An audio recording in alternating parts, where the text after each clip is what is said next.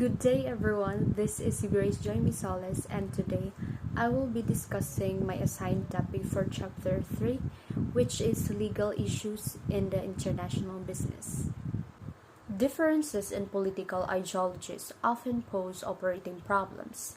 The fact that countries use diverse legal principles to regulate business environment aggregates this situation. Moreover, new forms of business activity along with changing patterns of trade and investment puts multinational enterprises in uncertain legal situations. Now, let us talk about operational concerns of multinational enterprises.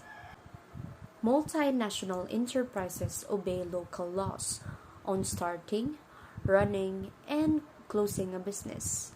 Activities such as hiring workers, obtaining credits, protecting investors, paying taxes, trading across borders, and enforcing contracts must comply with its applicable laws.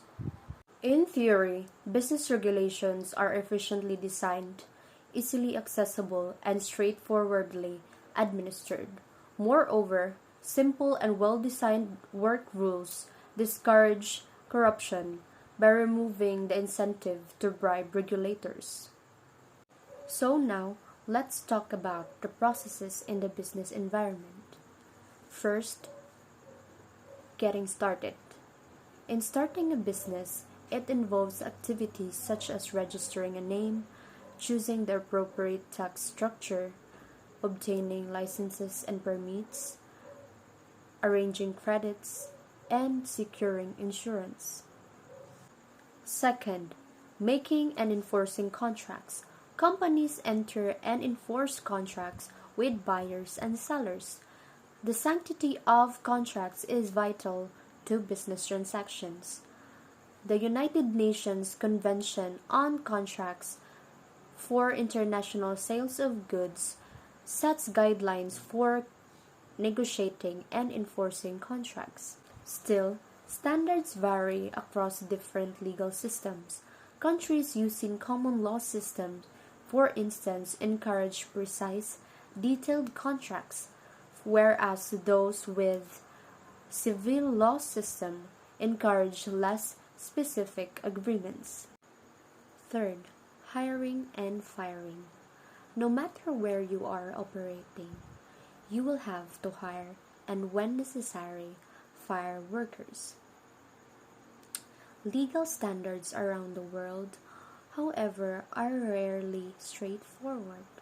Moreover, local laws cover virtually every aspect of employment: how they are hired, what they are paid, how many hours they can work, and whether they can be fired. Lastly, getting out or going under. Closing a business involves more than padlocking the doors. In United States, for example, the Internal Revenue Service requires reporting the sale of assets, payments to subcontractors, and termination of retirement plans.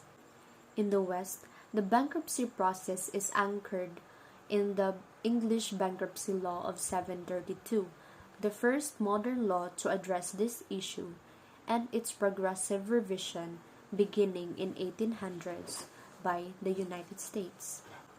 Next, let us talk about the strategic concerns that managers face worldwide. First, product origin and local content.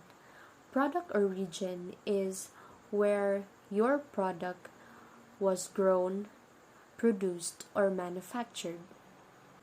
Local content is the value that an extraction project brings to the local, regional, or national economy beyond the resource revenues. Second, marketplace behavior.